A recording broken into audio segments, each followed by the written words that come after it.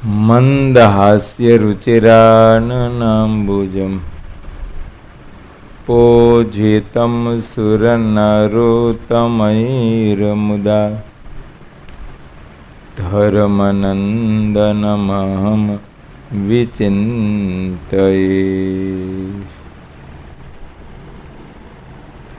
સ્વામિનારાયણ હરે હરે.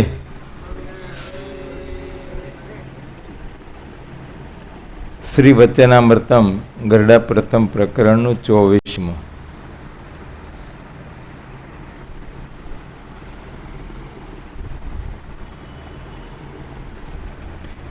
ભગવાન શ્રી હરિ કહે છે કે જ્ઞાનને વિશે સ્થિતિ થાય છે ત્યારે પ્રકૃતિ પુરુષ અને પ્રકૃતિ પુરુષનું જે કાર્ય તે કંઈ નજરમાં આવતું નથી, એનું નામ જ્ઞાન પરેલી કહેવાય છે. અને એવું જે જ્ઞાન પરેલી તે જેવી ભગવાનની મૂર્તિ પ્રગટ દેખાય છે તે મૂર્તિને વિશે અખંડ વૃત્તિ રહે તેને કરીને એવી સ્થિતિ થાય છે. અને જેટલું જેને ભગવાનનો નિશ્ચયને મહિમા સમજાય છે તેને તેટલા ભૂંડા ઘાટ બંધ થઈ જાય છે.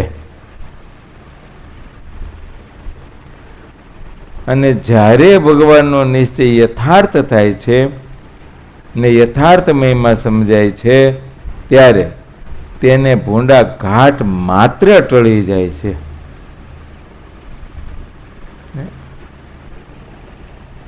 એનું અંતઃકરણ ઉત્થાને રહિત થઈ જાય છે.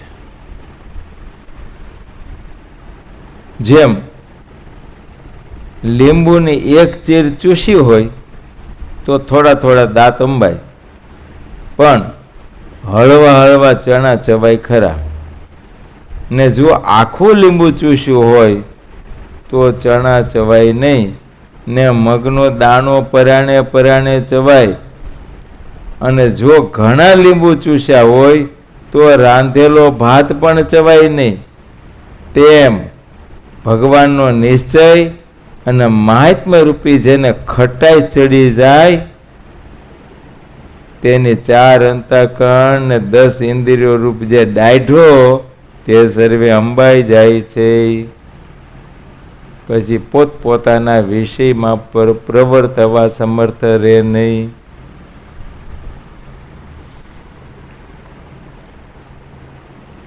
અને ત્યારે એ જીવ મનરૂપ પોતાની દાઢે કરી વિષયના સંકલ્પ રૂપી જે ચણા એને ચાવવાને સમર્થ થતો નથી.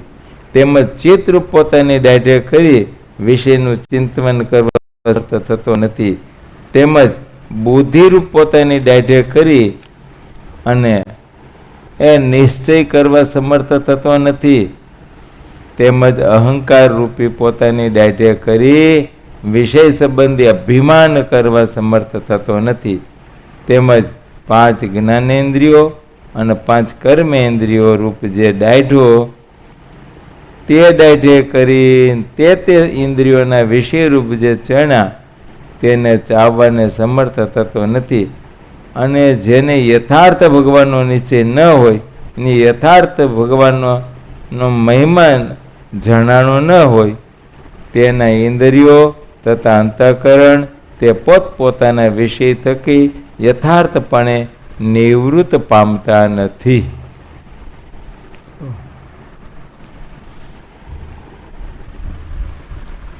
આનામ ઉલટો અર્થ કરીએ તો એવું લાગે, એમ જ સીધો અર્થ થઈ જાય કે જ્યાં સુધી વિષયમાંથી ઇન્દ્રિયો અંતઃકરણ યથાર્થ નિવૃત્ત નથી પામતા ત્યાં સુધી એને ભગવાનના નિશ્ચયમાં કસર છે. બસ આપણે માનીએ છીએ કે મને ભગવાનનો નિશ્ચય છે અને હું ભગવાનને ઓળખું છું, જાણું છું, સર્વોપરી નિશ્ચય છે, સર્વ કારણના કારણ જાણીએ છીએ. તો એ નિશ્ચય એને ઇન્દ્રિયોમાં છે અથવા તો ઇન્દ્રિયોથી પર અંતઃકરણમાં છે. પણ ઇન્દ્રિયો અંતઃકરણથી પર જે જીવમાં એનો નિશ્ચય દ્રઢ નથી થયો.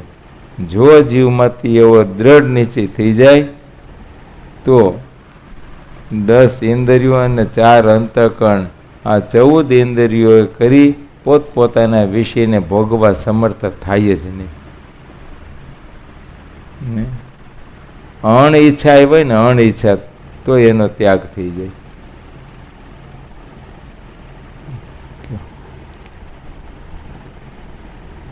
યથાર્થ ભગવાનનો મહિમા જણાનો હોય અને યથાર્થ ભગવાનનો નિશ્ચય હોય તેના ઇન્દ્રિયો તથા અંતઃકરણ તે પોતપોતાના વિષય થકી યથાર્થપણે નિવૃત્ત થઈ જાય છે. માટે અંતઃકરણમાં જે કંઈ વિષય સંબંધી સંકલ્પ કાંઈક રહી જતો હોય તો એને આગળ જતા વિઘ્ન છે, કલ્યાણના માર્ગમાં વિઘ્ન છે.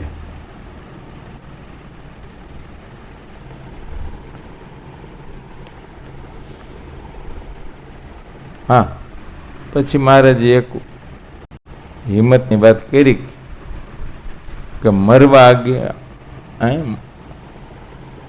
આગે એક ઘડી બાકી હોય ને જો એમાંથી નિવૃત્તિ થઈ જાય ને ભગવાનમાં છેલ્લી વારી મન લાગી જાય તો પણ કલ્યાણ થાય.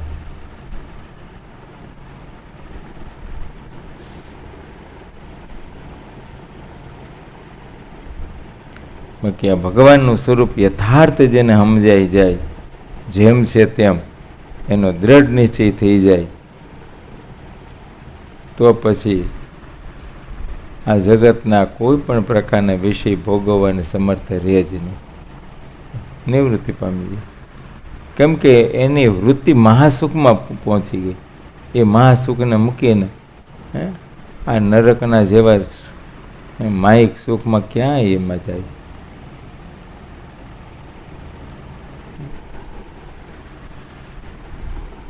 ગુણાતીતાન સ્વામી કે મરીચ્યાદિકને મુકાવીએ તો મૂકે નહીં, સનકાદિકને જોડીએ તો જોડાય નહીં.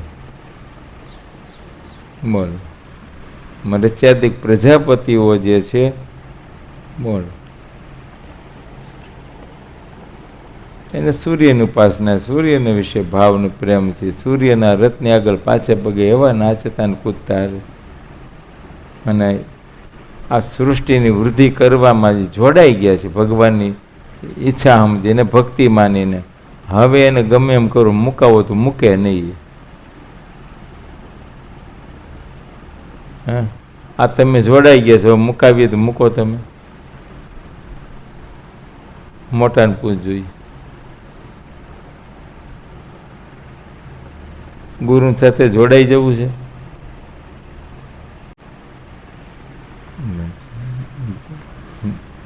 એમ છે, કઈ બોલો ને એ જ ઉતર.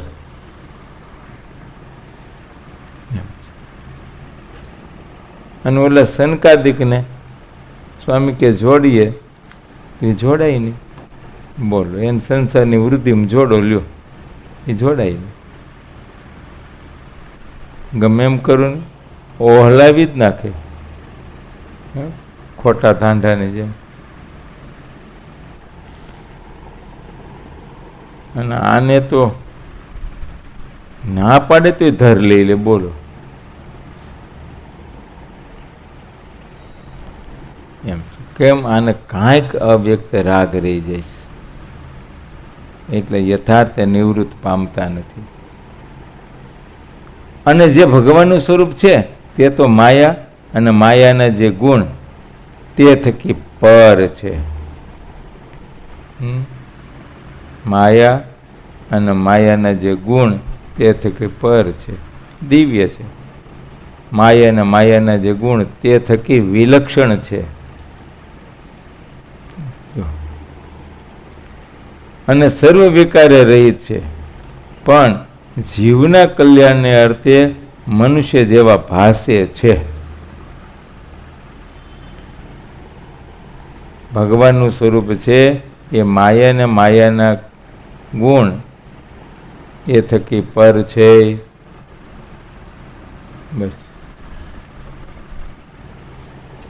આવી દ્રઢતા પ્રગટ ભગવાનને વિશે થવી જોઈએ. બાકી તો ધામને વિશે જે સ્વરૂપ છે એમાં તો સહજ રીતે અલૌકિક ભાવ છે જ. એ તો જ્યારથી અમરને ત્યાં કાને શબ્દ પડ્યો ભગવાનપણાનો, ત્યારથી એમાં અલૌકિક ભાવ, દિવ્ય ભાવ છે જ. પણ એ ભગવાન જ્યારે આ પૃથ્વી પર મનુષ્ય દેહનું ધારણ કરે, અવતારનું ધારણ કરે છે, ત્યારે અનંત પ્રકારની લીલાઓ કરે છે, ચરિત્રો કરે છે. સામાન્ય મનુષ્ય જેમ વર્તતા હોય એમ જ એથી અધિક પણ વર્તતા હોય. બોલો,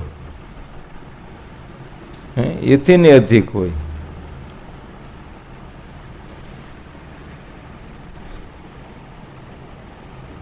આ શ્રી કૃષ્ણ ભગવાનને વિશે નજર નાખો જ, એમની જે લીલાઓ છે ને મનુષ્ય કરતા અધિક છે ને. 16,108 તો સ્ત્રી કરી હતી.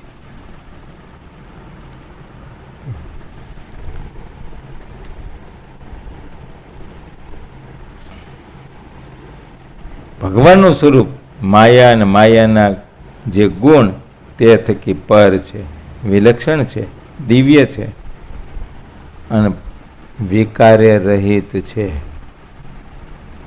એ સમજાવવું જોઈએ ને. ગોપીઓની સાથે રાસ લીધો અને છતાંય ઉર્ધ્વ રહેતા રહ્યા.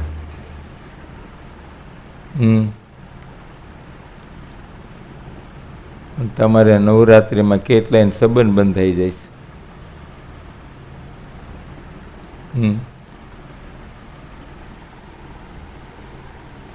હવે તો તમારી નવરાત્રિને કોઈ સમજુ ડાયા માણસે નામ કંઈક બીજું આપી દીધું.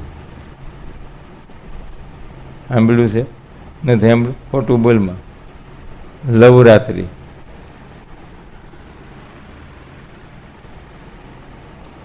જો ક્યાં ભગવાન ને ક્યાં જીવ, બસ આટલો ફેર છે. ભગવાનની મનુષ્ય દેહધારી હતા. જ્યારે મનુષ્યનો દેહ ધીર હોય તે ક્રિયા તો મનુષ્યના જેવી જ હોય છે. છતાંય મનુષ્યની ક્રિયા કરતાં વિલક્ષણ છે, દિવ્ય છે. કારણ વિકારે રહિત છે. અને આપણા અંતરમાં કામ, ક્રોધ, લોભ, માન, સ્વાદ અનંત પ્રકારના વિકાર ઉદ્ભવે છે અને અંતરમાં ખળભળાટ કરાવી નાખે છે. બસ.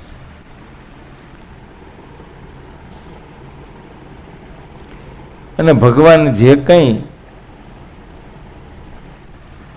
ક્રિયાઓ કરે છે એ જીવના કલ્યાણને અર્થે છે. માટે એને ચરિત્ર કહેવાય, લીલા કહેવાય. અને મનુષ્ય કરે ને એને લખણ ઝળકાવ્યા કહેવાય. આમ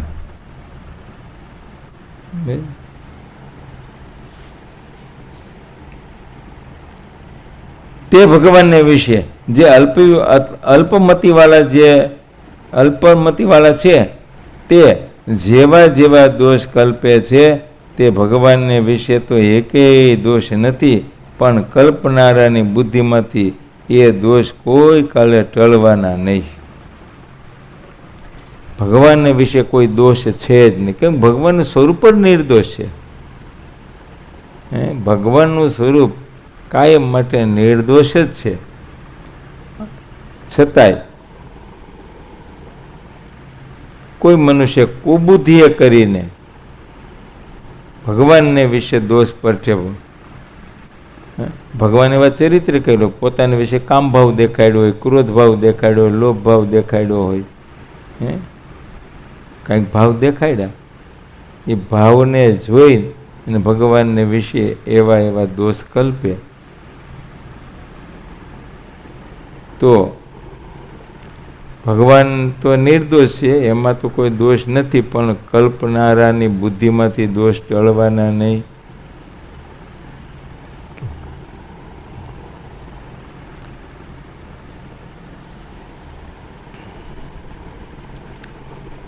કલ્પનારાની બુદ્ધિમાંથી એ દોષ કોઈ કાલે ટળવાના નહીં. એ તેમાં જે ભગવાનને કામી સમજે છે તે અત્યંત પોતે કામી થઈ જાય છે. જેવા જેવા દોષ ભગવાનને વિશે પરઠે, ભગવાન તો નિર્દોષ છે, પણ ભગવાનને વિશે દોષ પરઠ્યો એ દોષ પોતાને વિશે પ્રવર્તે છે. અને જે ભગવાનને ક્રોધી સમજે છે તે પોતે અત્યંત ક્રોધી થઈ જાય છે. જે ભગવાનને લોભી સમજે છે તે પોતે અત્યંત લોભી થઈ જાય છે. ને જે ભગવાનને ઈર્ષ્યાવાન સમજે છે તે પોતે અત્યંત ઈર્ષ્યાવાન થઈ જાય છે. એ આદિક જે દોષ ભગવાનને વિશે કલ્પે છે તે તો જેમ સૂર્ય સામે ધૂળની ફાટ ભરી નાખીએ તે એ પોતાની આંખમાં પડે જ, તેમ ભગવાનને વિશે જે જાતનો દોષ કલ્પે છે તે દોષ પોતાને દુઃખ દે છે. બસ ભગવાનને વિશે જેવા દોષ કલ્પે એ દોષ કુટુંબે સહિત નિવાસ કરીને પોતાનો.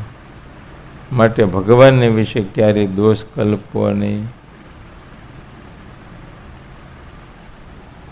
જેમ ભગવાન નિર્દોષ છે એમ ભગવાનને એકાંતિક ભાવે કરીને ભજતા એવા જે ભગવાનના ભગવદી ભક્ત એ પણ ભગવાનની જેમ નિર્દોષ છે. એવા જે ભગવાનના ભક્તની એની કાંઈક દૈહિક ક્રિયા જોઈને, સ્વાભાવિક પ્રકૃતિ જોઈને જો દોષ લે તો એ પણ દોષ લેનારાના અંતરમાં આવીને વસે.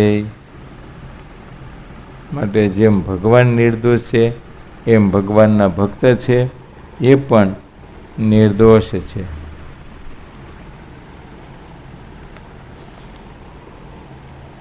ભગવાનનું સ્વરૂપ 3 ગુણથી પર છે એમ એકાંતિક ભાવે કરીને ભગવાનને ભજતા એવા જે ભગવાનના ભક્ત એ પણ ભગવાનના સંબંધે કરી અને નિર્ગુણ છે.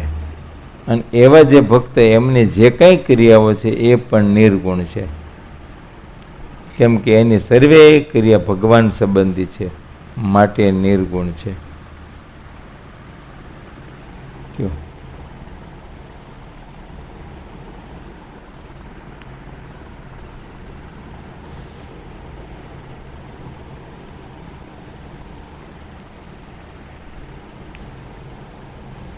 જે ભગવાનને ઈર્ષ્યાવાન સમજે છે તે પોતે અત્યંત ઈર્ષ્યાવાન થઈ જાય છે.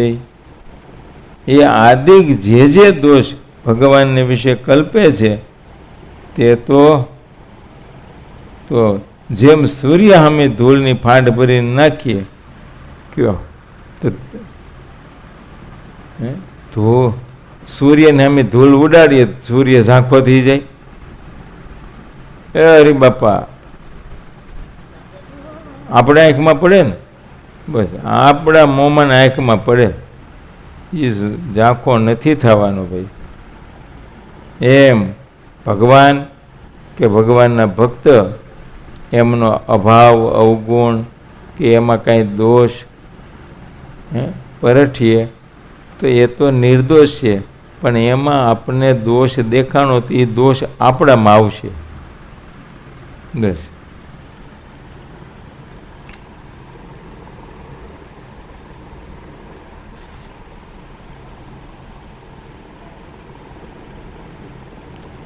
એ પોતામાં ગમે તેવા ભૂંડા સ્વભાવ હોય ને જો ભગવાનને અતિશય નિર્દોષ સમજે તો પોતે પણ અતિશય નિર્દોષ થઈ જાય છે. નિર્દોષ થવા માટે હાવ હેલો ઉપાય કીધો. બાકી ગમે એટલો દાખલો કરો, સાધન કરો, તપ કરો, વ્રત કરો તો એ નિર્દોષ ન થવાય. અને પૂર્વે પણ નિર્દોષ થવા માટે કંઈક મોટા મોટા રાજાઓ પણ રાજના ત્યાગ કરીને વનમાં આરાધના કરવા વહી ગયા. બોલો, અને કેવી આકરી તપશ્ચર્યાઓ કરી, કંઈક રાફડાઓ થઈ ગયા. તો પણ યથાર્થ નિર્દોષ થયા નથી. અને કાંઈક છેલ્લી વારે પણ લખણ ઝળકાવ્યા એવું દેખાય છે. કોઈને વિશે કામ વ્યાપ્યું હોય, કોઈને વિશે ક્રોધ વ્યાપ્યો હોય, કોઈને વિશે લોભ વ્યાપ્યો હોય, કોઈને વિશે માન વ્યાપ્યું હોય, આવા ભાવ દેખાય છે. પુરાણોમાં કથા લખાણી છે. માટે જ્યાં સુધી સત્સંગનો યોગ ન હોય તો અજ્ઞાને કરીને પોતાને વિશે ગમે તેવા ભૂંડા સ્વભાવ હોય. બસ પણ જ્યારે ભગવાનનો નિશ્ચય થાય, ભગવાનની ઓળખાણ થાય, ભગવાનનો મહિમા સમજાય અને ભગવાનને નિર્દોષ સમજે તો પોતે પણ નિર્દોષ થઈ જાય. અરે કૂતરા જેવો કામી હોય પણ ભગવાન કે ભગવાનના સત્પુરુષોને વિશે નિર્દોષ ભાવ છે, નિષ્કામ ભાવ છે. જો એને નિષ્કામી સમજે છે તો પોતે પણ નિષ્કામી થઈ જશે. અને પોતે ગમે એવો નિષ્કામ હશે અને જો એમને વિશે કામીપણાનો ભાવ પેઠ્યો તો પોતે અતિશય કામી થઈ જાય છે.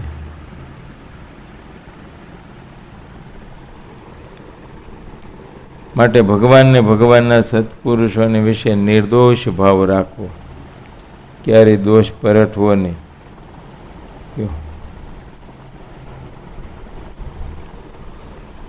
કદાચ કંઈ ક્રિયા જોવામાં આવી, પોતાને અનુભવમાં આવી તો પણ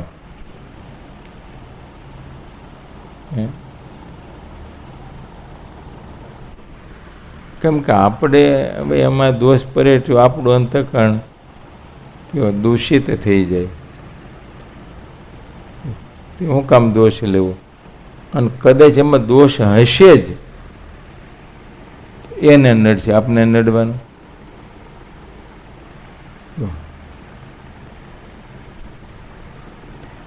હા, આપણી સાથે જીવ બાંધ્યો હોય, જોડ્યો હોય, હેદભાવ પ્રેમ હોય તો એના હિતેચ્છુ થઈને એને વાત કરાય, એને દોષ ઓળખાવાય, જેથી કરી એ પણ નિર્દોષ થાય.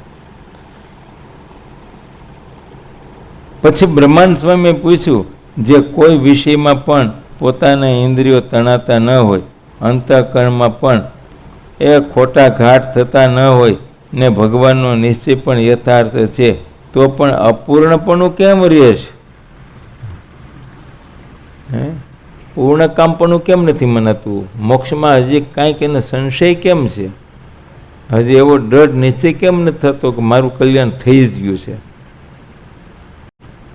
કાંઈક સંશય છે. હારું, આમને દેહ પડશે તો થાય કે નહીં થાય કલ્યાણ? આમ કાંઈક એને રહી જાય છે. અને વળી પાછું શું છે? બાબત એ છે કે એના ઇન્દ્રિયો કોઈ વિષયમાં તણાતા નથી. મન આદિક જે અંતઃકરણમાં કોઈ દી ભૂંડો ઘાટ ઉઠતો નથી. ભગવાનનું પાછું યથાર્થ નિશ્ચય છે મારો, તોય પણ એનું અંતર શૂનું રહેશે. ત્યારે શ્રીજી મહારાજ બોલ્યા છે, એ પણ હરિભક્તમાં બહુ મોટી ખોટ છે. સમજણની બહુ મોટી ખોટ છે. અરે પોતાનું મન સ્થિર થયું છે, ભગવાનનો નિશ્ચય પણ યથાર્થ અતિશય દ્રઢ છે, અને તોય પણ હૈયામાં અતિશય આનંદ નથી આવતો. જે હું ધન્ય છું, હું કૃતાર્થ થયો છું, અને આ સંસારમાં જે જીવ છે તે તો કામ, ક્રોધ, લોભ ને મોહ, મદ, મત્સર ને આશા ને તૃષ્ણા તેને વિશે હેરાન થતા ફરે છે. કયો નાનું મન તો સ્થિર થઈ ગયું છે ભગવાનની મૂર્તિમાં, ઘાટે ઉડતા નથી, સંકલ્પ કાંઈ થતા નથી, કોઈ લોભ નથી, મોહ નથી, મદ નથી, મત્સર નથી, આ કોઈ આશા તૃષ્ણા નથી, પરમ સુખ્યો છે. અને તોય હજી એને કંઈક મનમાં સંશય રહી જાય છે.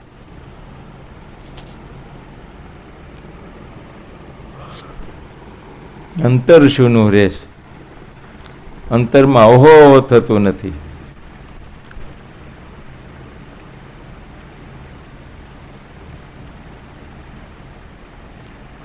મહારાજ કે એ બહુ મોટી ભૂલ છે, એની બહુ મોટી અણસમજણ છે કે આવા ભગવાન મળ્યા, આવો જોગ મળ્યો, આવી કથા વાર્તા, અને છતાંય એના હૈયામાં અતિશય આનંદ નથી આવતો.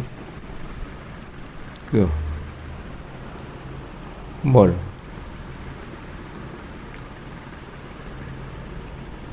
એટલે આ લોકમાં તો પરદેશના વિઝા પાસ થઈ જાય ને તોય એનો આનંદ હોય છે. વિઝા કેટલો આનંદ હોય.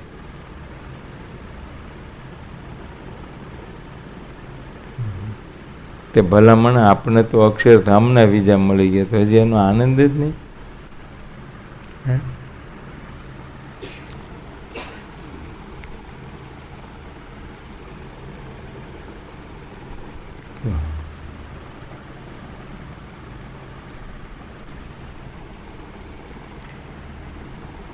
માટે પોતાને કૃતાર્થપણું માનવું.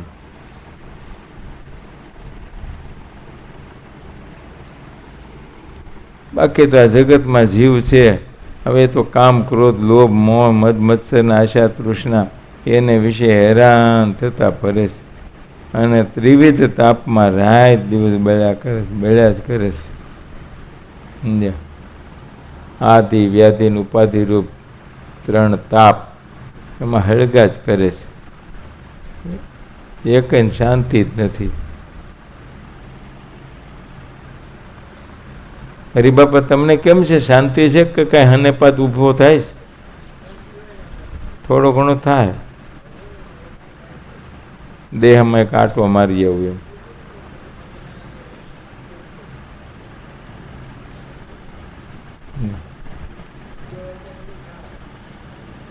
દેહમાં આંટો મારી આવું એમ થોડું રે.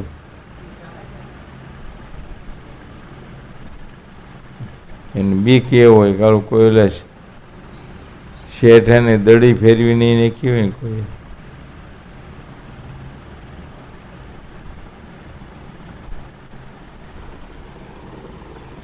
બ્રહ્માંડ સ્વામી કહે છે, એણે પૂછ્યું કે વિષયમાં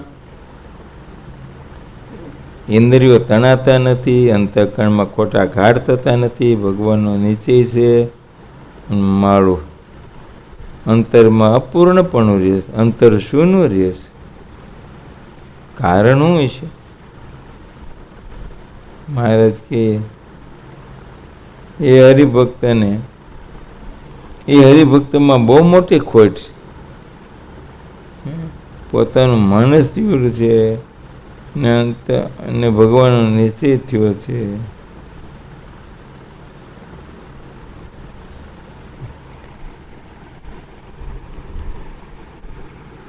તો એના હૈયામાં અતિશય આનંદ આવતો નથી કે હું કૃતાર્થ થઈ ગયો, હું ધન્ય થઈ ગયો, ધન. અને બાકી તો આ જગતમાં તમે જુઓ ને, આ સંસારમાં જે કાંઈ જીવ છે તે કામ, ક્રોધ, લોભ, મોહ, મત્સર, આશા, તૃષ્ણા ને એના વિશે એવા હેરાન થઈને એવા દુઃખી થાય છે કે ન પૂછો વાત. આ ત્રિવિધ તાપમાં બધે બળ્યા જ કરે છે, બળ્યા જ કરે છે. સમજ્યા? કાંઈક માનસિક ઉપાધિઓ છે, કંઈક દુઃખી છે, કંઈક દેહને વિશે કંઈક રોગાદિક બીમારી છે. હરિબાપા હાલ હું કરું કે આ ઝટકો દરેક આવી ગયું તો અડધું થોડું આછું પાથરું ખોટું થઈ ગયું.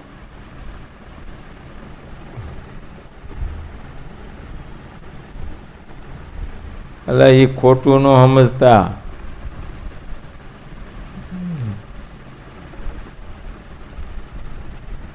અને એ જે કાંઈ થયું છે ભગવાનની ઈચ્છાથી થયું છે.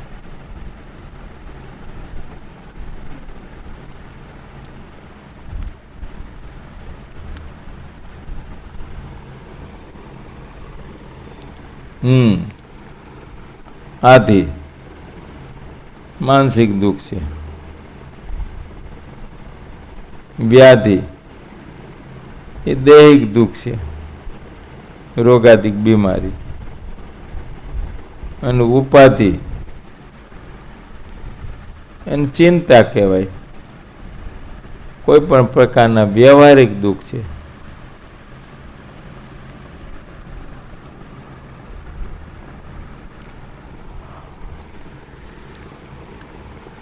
અને ત્રિવિધ તાપ કહેવાય છે. સામાન્ય મનુષ્ય આ ત્રિવિધ તાપમાં રાત દિવસ બળે છે.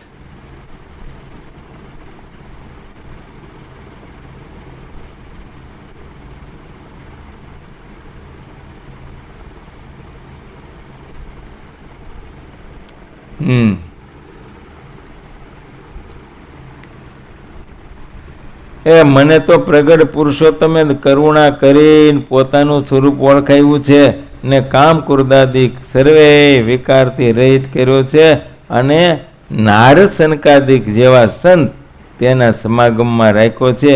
માટે મારું બહુ મોટું ભાગ્ય છે. આવો વિચાર નથી આવતો, આવો વિચાર નથી કરતો અને આવા વિચાર વિના જે આઠો પોર આનંદમાં નથી વર્તતો એ જ મોટી ખોટ. પ્રાપ્તિ થઈ છે એનો આનંદ નથી, એને શું કરવું? આવા મોટા ભગવાન મળ્યા, એ ભગવાન એકાંતિક સંત મળ્યા.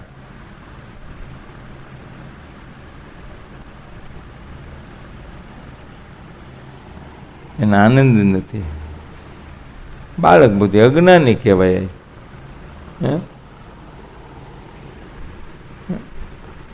નાનું બાળક હોય, બાખોણિયા પર હાલવે શીખવું હોય, બોલો, એને 500 રૂપિયાની નોટ હાથમાં આપો તો એને કાંઈ આનંદ થાય? પણ હરિબાપા તમે સવારે મોટી નાહી ધોઈને તૈયાર થયા, ચા પાણી પીધા ને જરીક હાલવાની તૈયારી કરીને એ વખતે છોકરો તમને 500 નોટ આપે તો મોજ આવી જાય.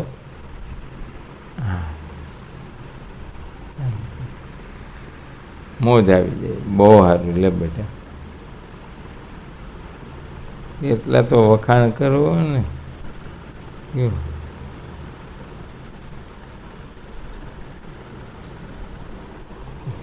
પણ ઓલું બાળક હોય એને નોટ આપો તો એને આનંદ નથી. કેમ કે એ બિચારો અજ્ઞાની, જાણતો નથી. અને એના હાથમાં નોટ આવી, એક ચોકલેટ દેખાડો, નોટ આપી દે. એક ચોકલેટ આપો, નોટ દીધી.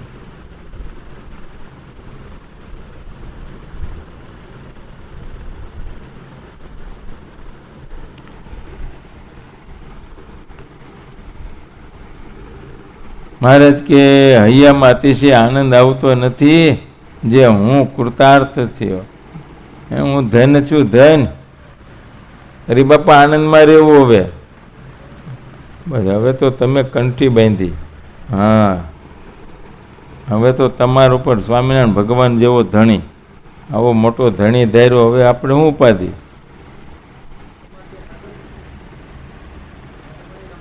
સમજ્યા? હવે ઉપાધિ કરે એ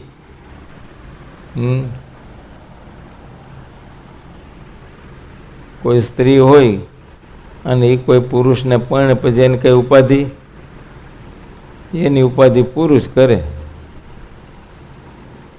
કેમ મોટા તું કરેશ કે ઘરવાળા કરે? એમ છે. ઉપાધિ એ કરે. ઘરમાં ગેસનો બાટલો થઈ રહ્યો હોય ને તો ઉપાધિ એ કરે. ગેસનો બાટલો નથી થઈ રહ્યો, નોંધાવી દો. નોંધાવ્યો તો છે પણ 12 દિવસે આવશે. આજુબાજુમાં બધી પૂછ્યું, ક્યાંય નથી. લો, પછી પોતે હાથમાં ફોન લે, કોને ત્યાંથી મળશે? પછી કોઈ કહે કે હું નંબર આપું, ત્યાંથી મળી જાય તમને. એ નંબર આપે. વિનોદ લઈ આવે ને તારે પછી ઘરવાળા લેવા જાય.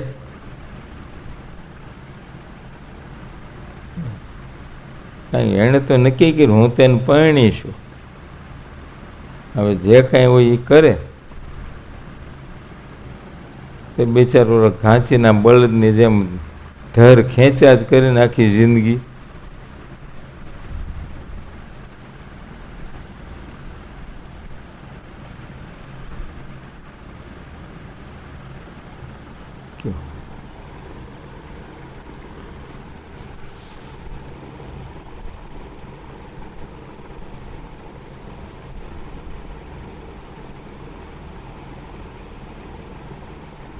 અંતઃકંશ ભગવાનની પ્રાપ્તિ થઈ છે તો અંતઃકંશ સૂનું રે સૂનું.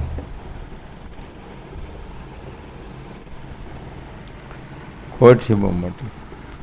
માટે આનંદમાં રહેવું, ભગવાનના સંબંધે કરીને એવા ભગવાન એકાંતિક સંત હરિ પુરુષોના યોગ છે.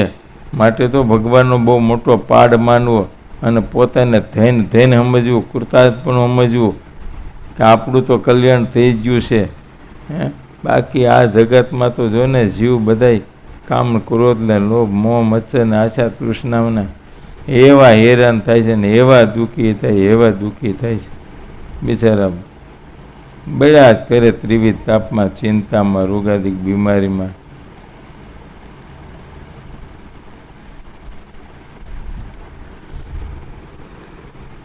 એ નારસેનકાદિક જેવા સંત એને સમાગમમાં રાખ્યો છે. માટે મારું મોટું ભાગ્ય છે. આવો વિચાર નથી કરતો અને આઠો પોર અતિશય આનંદમાં નથી વર્તતો, એ બહુ મોટી ખોટ છે. જેમ બાળકના હાથમાં ચિંતામણી દીધો હોય તેનું તેને માહિતમ નથી, એટલે તેને આનંદ નથી. બાળકના હાથમાં ચિંતામણી હોય એને શું આનંદ? કેમ કે ચિંતામણીના રૂપને જાણતો નથી.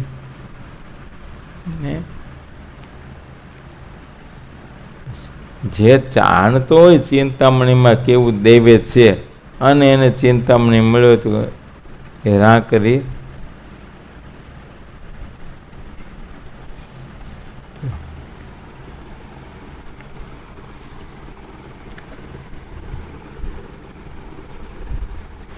જેમ બાળકના હાથમાં ચિંતામણી દીધો હોય તેને માહિતમાં નથી, એટલે તેને આનંદ નથી.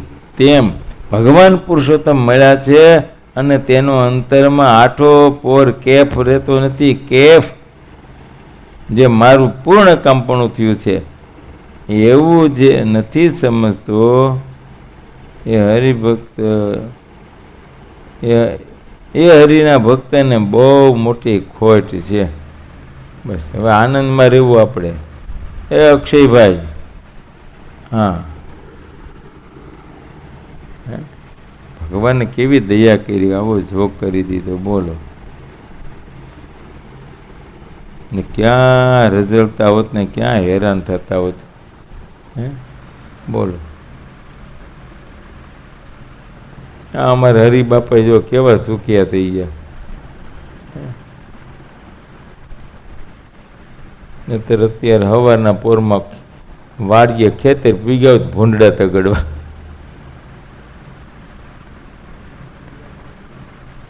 જવું પડે ને ભૂંડા તગડવા. એમ બોલે સિંગ વાવીને આવ્યા ને તો સીધો ઓળે ચડે ને તો બધા દાણા ખાઈ જાય ને રકોલું રાખવા જવું પડે. લ્યો,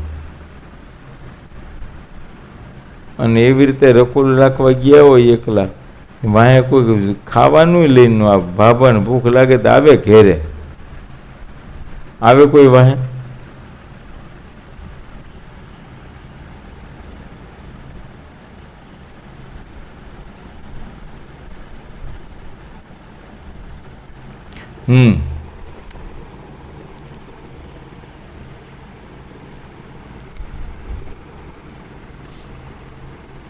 માટે ભગવાન પુરુષોત્તમ મળ્યા છે અને તેનો અંતરમાં આઠો પોર કેફ રહેતો નથી. ભગવાનનો કેફ રહેતો નથી. બોલો. અને અહીં તો જુવાનિયાને વ્યવહાર થયું ને થોડું હાર્યું સારું હોય પૈસા ટકે બધી મારો એનું કેફ રહે બોલો. અને જ્યાં જઈને ઓળખાણ એની આપે બોલો, પોતાના બાપને ન આપે. હે કોઈ ઓળખાણ માગીને તમારું ના, તમારી કાંઈ મને ઓળખાણ ન પડી તો એ લોકો કે પેલા ટીકુભાઈ શેઠને ઓળખો તું, હું એનો જમાય લો, એટલે ભલામણ તારા બાપના નામે ઓળખાણ દે ને, નહીં ટીકુભાઈનો જમાય કયો કેફ વર્તે બોલો, એની કોઈનો કેફ વર્તે એને. હે હાલવું બોલવું ચાલવું ઉઠવું બેવું કોકને અરે કાંઈ પણ વાંધા વગર તરીકે ઓળખાશ. હા ફલાણો જમાઈશું એટલે બોલ, એનું કેફ વર્તે કયો.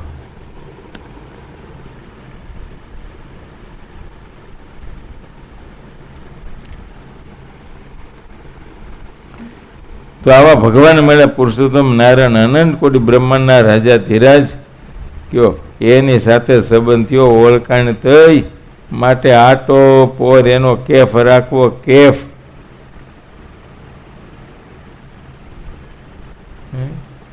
અને સંબંધે કરીને કલ્યાણ મહારાજ કે એ પૂર્ણ કામ પણ સમજવું. બસ એ હવે આપણે કોઈ સાધન કરવાના રહ્યા જ નથી. બસ હવે તો જેમ ભગવાનની આજ્ઞા હોય ને ભગવાનનું ગમતું હોય એમ કરવાનું, ભગવાનની પ્રસન્નતા માટે. કલ્યાણ તો થઈ જ ગયું છે, પણ છતાંય આવી જાય સમજણ નથી ને એવો કેફ નથી વર્તતો. મારે કે એ હરિના ભક્તના વિશે બહુ મોટી ખોટ છે. અને જ્યારે કોઈ હરિભક્તોનો દોષ નજરમાં આવે ત્યારે એમ સમજવું જે આનો સ્વભાવ તો સત્સંગમાં ન ઘટે એવો છે, તો પણ એને જો સત્સંગ મળ્યો છે અને એ જો જેવો તેવો હોય તોય પણ સત્સંગમાં પડ્યો છે, તો એનો પૂર્વનો અથવા આ જન્મનો સંસ્કાર બલિષ્ઠ હોવો જોઈએ, તો જ એને આવો સત્સંગ મળ્યો છે. કયો કેટલી સરસ મહારાજ વાત કરી. ઘણી વખત કોઈનો દોષ આપણા નજરમાં આવ્યો, જોવામાં આવ્યો, મારે કે તો એનો એમ ગુણ લેવો કે આનો સ્વભાવ આ સત્સંગમાં ન ઘટે એવો છે. સત્સંગની જે આજ્ઞાઓ છે એના કરતાં કંઈ બીજી રીતે વર્તાણું હોય. કયો એ અમૃતલાલ સાંભળજો. હા તમારા બળની વાત આવી કે આનો સ્વભાવ તો સત્સંગમાં ન ઘટે, સત્સંગમાં રખાય નહીં ને એવો છે. હા અને તોય સત્સંગમાં રહ્યો છે, સત્સંગને પોતાનો માને છે, સત્સંગનો ખપ છે. ક્યારેક અપમાન જેવું થયું હોય તોય પણ સત્સંગમાં પીડ્યો છે, સહન કરીને.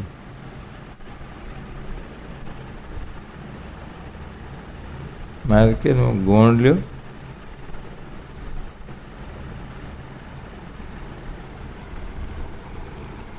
આનો સ્વભાવ તો સત્સંગમાં ન ઘટે એવો છે, તોય પણ એને જો સત્સંગ મળ્યો છે અને એ જો જેવો તેવો છે તોય પણ સત્સંગમાં પડ્યો છે, તો એનો પૂર્વનો અથવા આ જન્મનો સંસ્કાર બલિષ્ઠ છે.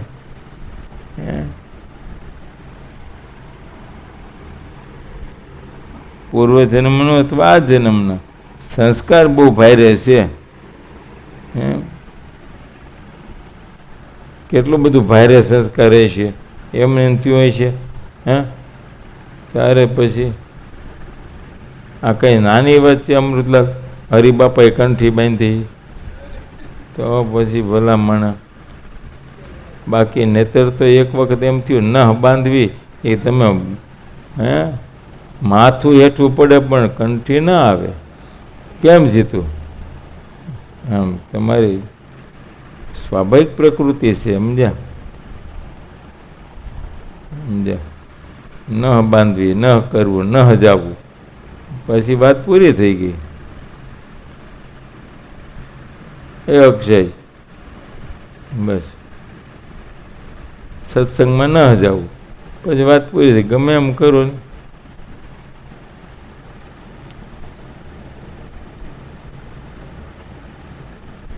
અને આ તો તમારે સવારે જોવો ને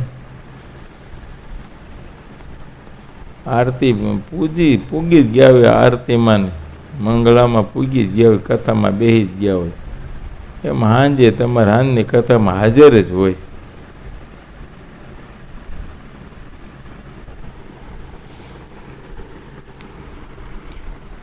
અને અમારા અક્ષયભાઈ તો હાજર હોય તો ઘણી વખત કથામાં ન હોય. લો બોલો.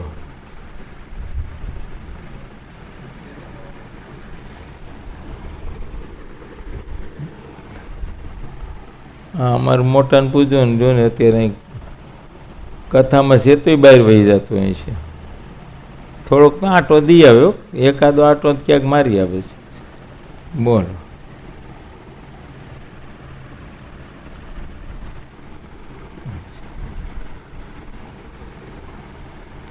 આમ બહુ આખો ન જાય, અમદાવાદ સુધી જાય.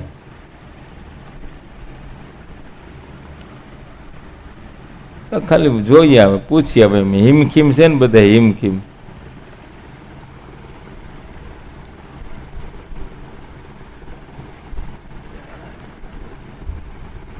મારે કે એનો આમ ગુણ લેવો જોઈએ. કોઈનો દોષ નજરમાં આવે તો આમ ગુણ લેવો, આવું સમજણ કરવી. આમ શું ગુણ લેવો? તો કે આનો સ્વભાવ તો સત્સંગમાં ન ઘટે એવો છે. સત્સંગની મર્યાદાથી કંઈક બીજી રીતે વર્તાતું હોય, કંઈક સ્વભાવ ઘટે નહીં, સત્સંગમાં એવો છે. અને તોય પણ એને જો આ સત્સંગ મળ્યો છે, પછી એને સત્સંગ પર ભાવ છે, હેત છે, પ્રેમ છે, એને સત્સંગ મળ્યો છે અને એ જેવો તેવો છે તોય પણ સત્સંગમાં પીડ્યો તો છે. સત્સંગને મૂકીને જાતો તો નથી. સત્સંગને મૂકીને નથી જાતો. કયો એની કંઈક એવી સમજણ છે કાર્યાણન. બીજું શું સમજણ છે? હા, આ મહારાજ વિના બીજો કોઈ ભગવાન નથી ને આવા સાધુ બ્રહ્માંડમાં નથી. આમ એને કંઈક ગુણ વર્તે છે એટલે એને મૂકીને જાતો નથી. કદાચ એનો સ્વભાવ ઘટે ને એવું હશે, પણ છતાંય કયો સત્સંગમાં પડ્યો છે. અને સત્સંગમાં પડ્યો છે તો કંઈક અપમાનનું સહન કરતો હશે ને. સત્સંગમાં પડ્યો છે માટે કંઈક થોડું ઘણું કંઈક થતું હોય છે તો એનું સહન કરીને પડ્યો છે. એમ એટલે સત્સંગમાં પડ્યો છે તો કાંઈક એના ખપ છે બસ. પણ છતાંય દેહ કરીને ક્યારેક વિષયનું જોર વધી જાય છે, કુસંગનું બળ વધી જાય છે, ત્યારે કંઈક ફેર પડી જાય તો છે.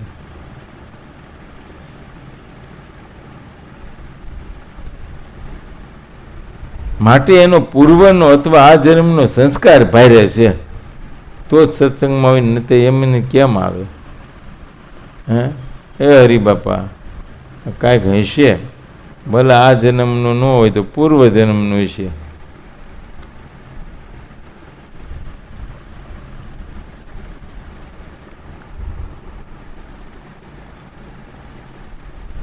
આ જન્મનું હોય. લ્યો નો એવું થોડું છે.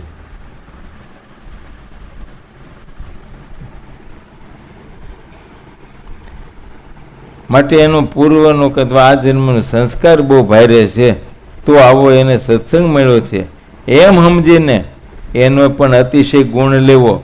એમ વાર્તા કરીને શ્રીજી મહારાજ જય સચ્ચિદાનંદ કહીને પોતાના ઉતારે પધાર્યા. લો આ 24મું વચનામૃત થયું. બસ પોતાને વિશે ગમે તેવા સ્વભાવ હોય, પ્રકૃતિ હોય કે દોષ પીડતા હોય, પણ ભગવાનને, ભગવાનના સંતને નિર્દોષ સમજવા. ભગવાનને વિશે ક્યારેય દોષ પરટવાનો. જો ભગવાનને વિશે દોષ પરટીએ તો આપણું અંતઃકરણ એ દૂષિત થઈ જાય. પછી દોષ ટળવાના નહીં ને ઉલટાના દોષો બધા આપણામાં આવી નિવાસ કરે. પછી હરિભગતપણું રહે નહીં, સત્સંગ ગમે નહીં કયો, અને અંતે સત્સંગથી વિમુખ થઈ જાય.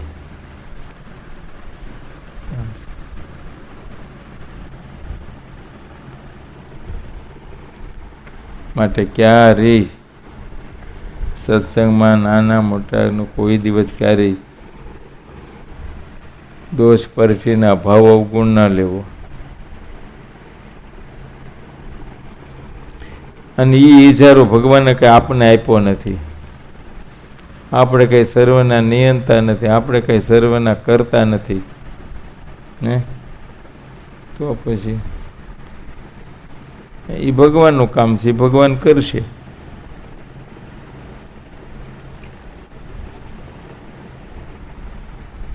પચીસમો વચનામૃત. સંવત 1876 પોષ સુધી સપ્તમીના દિવસ પ્રભાત સમય. લો એમ એ પ્રભાત કોને કહેવાય? હે, પ્રભાત એટલે કયો સમય?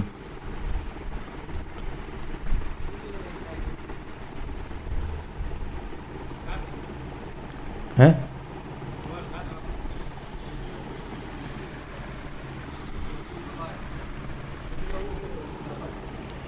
સૂર્ય ઉદય થયાનો પેલો જે સમય હોય ને, અજવાળું એકદમ થઈ ગયું હોય ને, એને પ્રભાત કહેવાય.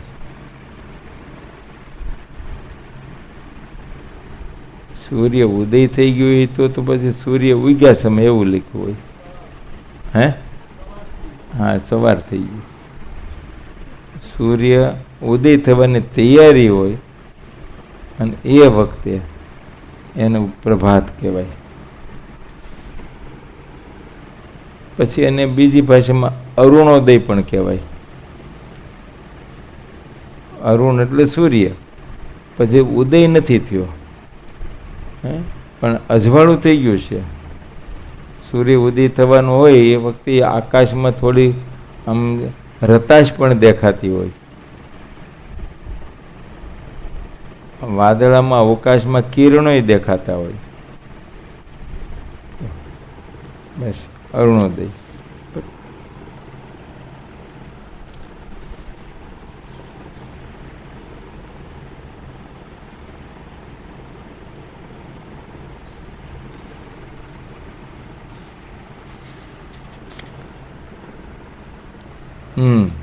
પ્રભાત સમય શ્રીજી મહારાજ શ્રી ગઢડામતી દાદા ખાતેના દરબારમાં એ પરમહંસની જાયગાને વિશે પધાર્યા હતા ને ધોળો ખેસ પહેર્યો હતો અને ધોળો ચોફાળ ઓઢ્યો હતો ને ધોળો ફેંટો બાંધ્યો હતો ને આતમણે પરથારે ઉગમણું મુખારવિંદ કરીને વિરાજમાન હતા અને પોતાના મુખારવિંદની આગળ એ પરમહંસ હતા. સત્સંગ દેશ દેશના હરિભક્તની સભા ભરાઈને બેઠી હતી.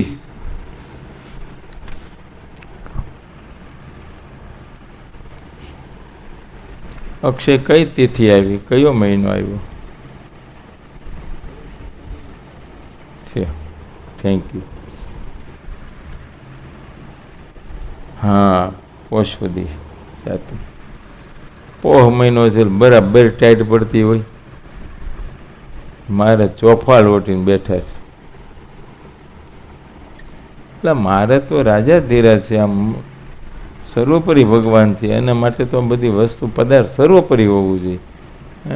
ભારે મહિલા શાલ દુશાલા ના તેને બધી ચોફાળ. બોલો, ચોફાળ જોયો છે? એટલે મામાની વાડીએ ગયો તો ન જોયો?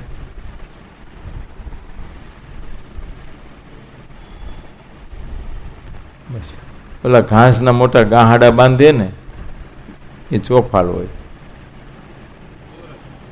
ચોરસ હોય. ચોફાળ 4 ફાળિયાનો થાય એને ચોફાળ કહેવાય. બસ. અને આમ ચોરસ હોય એને ચોફાળ કહેવાય. 3 ફાળિયાનું તો તરફાળ કે, 2 ફાળિયાનું તો પછેડી કે. કયો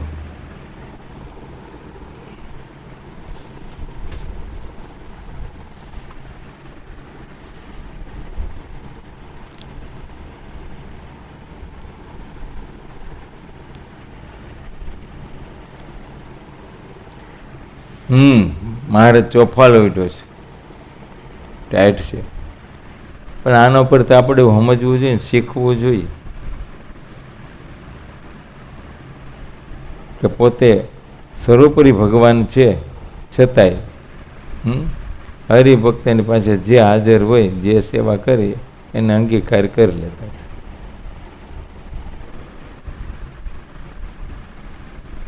બાકી દેનારા તો બહુ હતા. મોટા મોટા એ વખતે સયાજીરાવ સરકાર જેવી સરકારો પધરામણી કરતા શાલ દુશાલાને ઓઢાડતા હતા, પણ એ કાંઈ હાંચવી ન રેખા. એટલે બોલો, આમ શાલ દુશાલા ઓઢાડ્યા ને એ થોડી વાર થી જ મારે જ ઓલો બ્રાહ્મણને દઈ દીધો, લ્યો. બોલો, એ તરત જે કંઈ ભારે ભારે વસ્ત્ર અલંકાર જે આવ્યા એ તરત તરત કયો.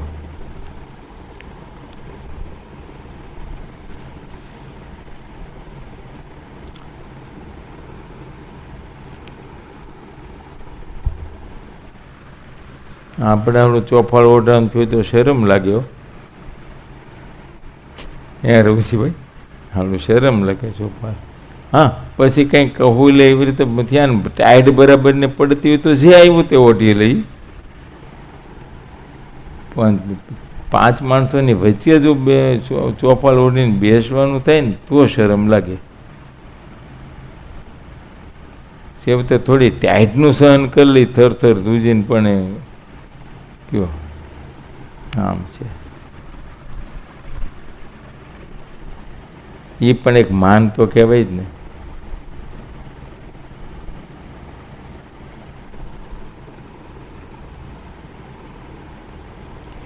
પછી શ્રીજી મહારાજ કૃપા કરીને બોલ્યા, જે સ્વધર્મે યુક્ત એવો જે ભગવાનનો ભક્ત, તેને અંતરને વિશે તો પોતાનું યથાર્થ પૂર્ણકામ મનાતું નથી, અને તે પૂર્ણકામપણું તો આત્મનિષ્ઠાને ભગવાનના મહાત્મ્યને જ્ઞાને કરીને જ થાય છે. એટલે અહીં પછી જ મળતી વાત આવી. એ સ્વધર્મે યુક્ત મહારાજે જે નિયમ કીધા છે એ નિયમમાં રહે છે, પોતાના ધર્મમાં દ્રઢપણે રહે છે. સ્વધર્મે યુક્ત એવો જે ભગવાનનો ભક્ત, અને એના અંતરને વિશે જે તો પોતાની યથાર્થ પૂર્ણકામ પણ મનાતું નથી. કાંઈક કલ્યાણની બાબતમાં સંશય રહેશે, નક્કી નથી થતું, જે મનાતું નથી કે મારું કલ્યાણ થઈ જ ગયું છે. અપૂર્ણપણું કાંઈ રહેશે, પૂર્ણકામ પણ નથી મનાતું. એનું કારણ તો કે એને આત્મનિષ્ઠા અને ભગવાનના મહાત્મ્યનું જ્ઞાન તેણે કરીને એ નથી મનાતું, કેમ એમાં એને કંઈક કાચબ દેખાય છે.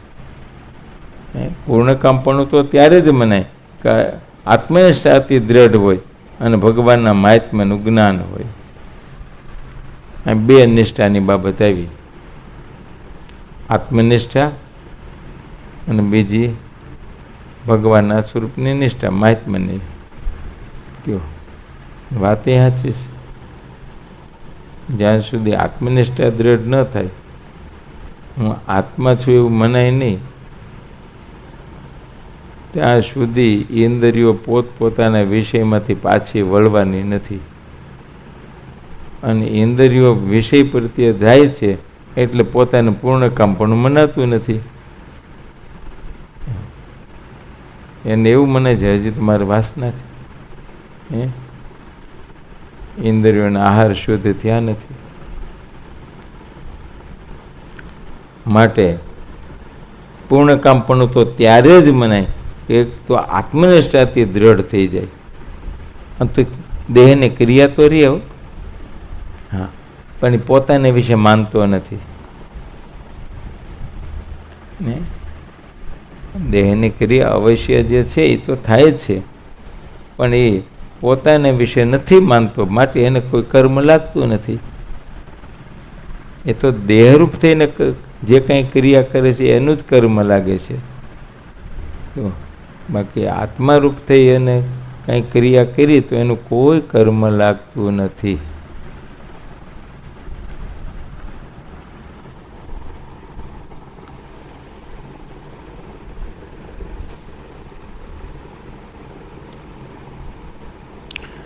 માટે આત્મનિષ્ઠાને ભગવાનના મહાત્માનું જ્ઞાન તેણે કરીને જ પૂર્ણકામપણું થાય છે.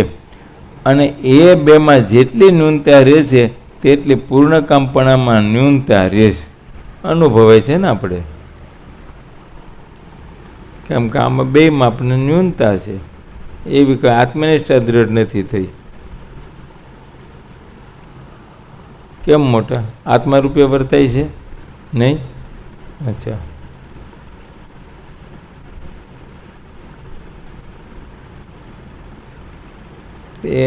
એવી રીતે ભગવાનના મહાત્માનું જ્ઞાન એવું નથી. ભગવાનની નિષ્ઠા એટલી દ્રઢ નથી. ભગવાનને ભગવાન માનીએ છીએ, બસ, પણ હજી એના પ્રત્યેની એવી દ્રઢતા નથી થઈ. અને ભગવાન માનીએ છીએ એટલા માટે માનીએ છીએ, આમ ભગવાન છે ને, બસ આપણા સંકલ્પમાં ભળી અને આપણા સંકલ્પ બધે પૂરા કરે છે ને, આ લોકોની ઈચ્છાઓ કામનાઓ, એટલે આપણે ભગવાનને માનીએ છીએ, પૂજીએ છીએ. બાકી ડીલ ઉપર ડીલ કેન્સલ થવા માંડે, ડીલ ઉપર ડીલ કેન્સલ થવા માંડે, ટોકનો પાછા આવવા માંડે. હા હા હા હા, તો ક્યાંક દાણા જોવરાવો, ભાગ્ય ખરાવો. ચાલો, કેમ ધંધો નથી થતો, હું નડે છે. અને ઓલા કે ભાઈ હવે આ તમને થોડો પિતૃ દોષ છે, શું કરવાનું? તો એ પિતૃ દોષ નિવારણ માટે હજુ નારાયણ બલિ કરવા પડે. અચ્છા,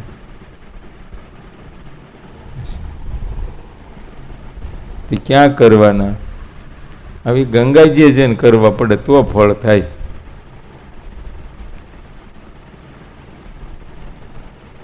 બિચારો પ્લેનની ટિકિટ કઢાવ્યો ગંગાજીએ જવા.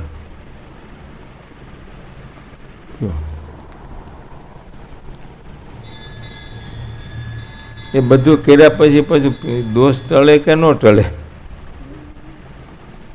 કેમ હોય તો ટળે ને, એમ છે. એ તો જેની પાસે જાય કાંઈક કહે.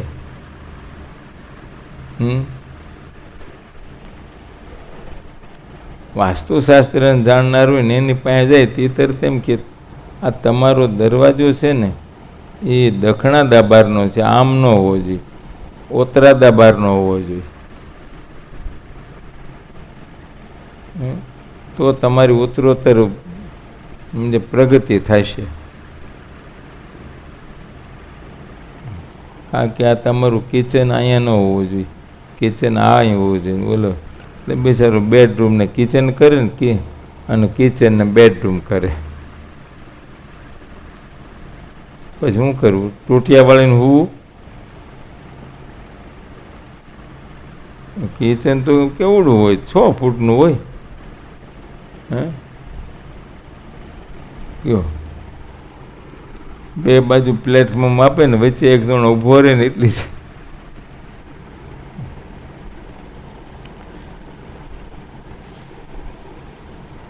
હારું, ખરું છો.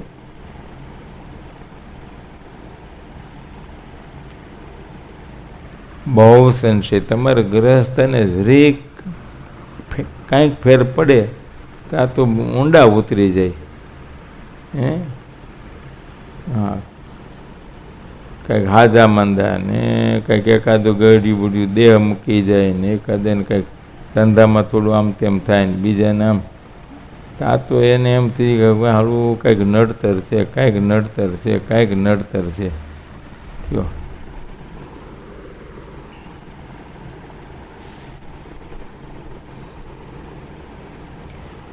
કાંઈ નડતર નથી ને હોય તો બધી આખી વહી જાય. ભગવાન ભજવા માંડો ને નડે હું.